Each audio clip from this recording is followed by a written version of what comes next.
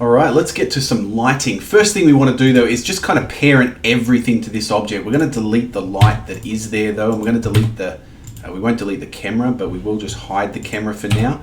Select it and hit H. Going to select everything else though, and make sure that the hammer head is selected. If it's not, like this down here, just shift click on the hammer head, and make sure that it is the lighter one, and then hit Control P and click Object. Now everything is going to be parented to this object now, so we can move it around, we can rotate the hammerhead, and it'll be all good. So I'm going to rotate that. How much?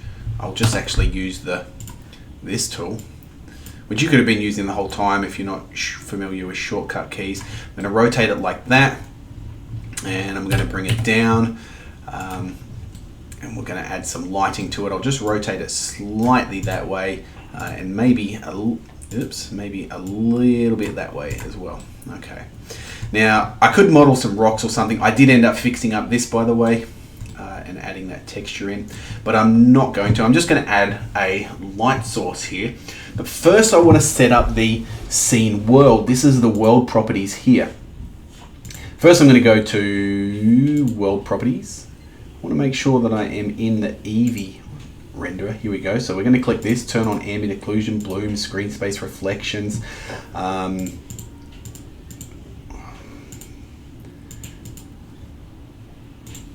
just turn pretty much everything on. Indirect lighting, no, I'm not going to worry about that.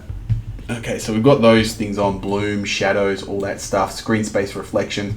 It's looking pretty good now for a simple EEVEE renderer. We've got some nice leather effect there. That's going to be fixed. In fact, I can turn the viewport here down to 0. Oh, actually I know what that is, and I'm going to turn it off now. It is, if I go into here, it is the wave texture that I applied. I'm going to delete that because it doesn't actually look any good. And then I'll go back to layout. It looks better just smooth, I think.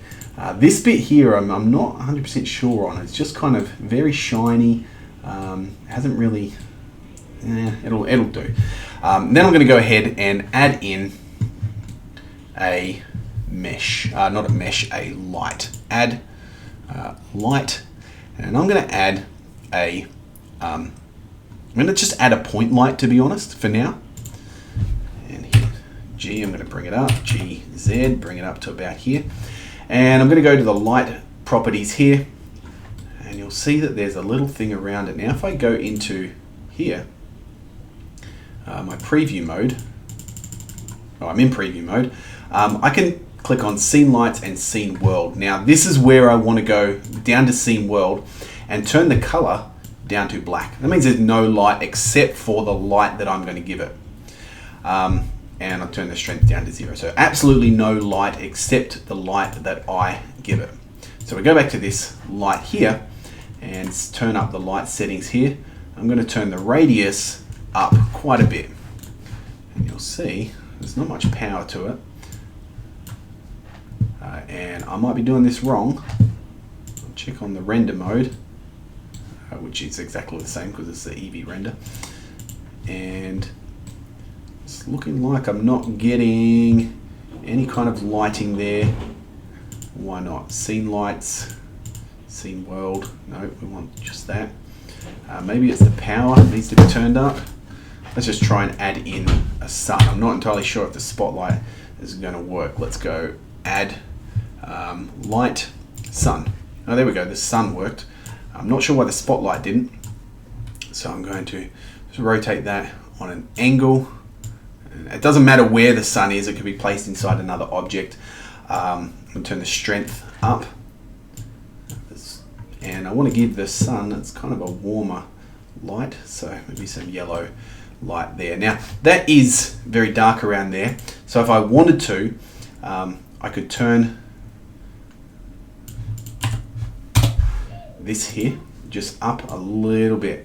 Now that all that's going to do is, if I turn that up all the way, it means that it's kind of got full bright light on it. I don't really want that, but I could have some ambient light like that there, which will just give that some ambient light there. Now if I go ahead down here and I add a spotlight, add light point light. I'm not sure why it wasn't working before, and it isn't working.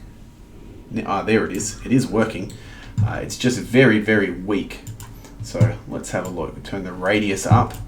Turn the power up. Oh, I'd have to turn it up quite a lot in order to get it to work here. Okay, so I might pop it like that there. Now I can see that that is working. It's creating some light there, and that's it. So that's pretty much done. The model looks pretty good. It looks like Thor's hammer. It's got some decent materials on it.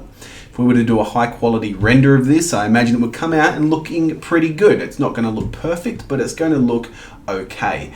The lighting here, I would have to build a scene now for it to reflect anything else. So if I turned on scene world, then it will reflect things in there. But if I tick the scene world, which is this one here, then it will only reflect what is in the actual scene. And there is nothing in the scene, it's just a big empty void. So that's why it's reflecting nothing. So this is pretty much the end of this tutorial. You could play around with those nodes, see what you come up with, see if you could build a little rock thing for it to sit in, and a lot of the things have that, like this kind of thing here. There's loads of different ideas, a platform for it to sit on. Try some different colors. I saw this one here with the glowing effects on it. I thought that was pretty cool. Or modeling something like this and then maybe using a Boolean modifier to cut it out of the middle there. Loads of stuff you could do with this. Have fun.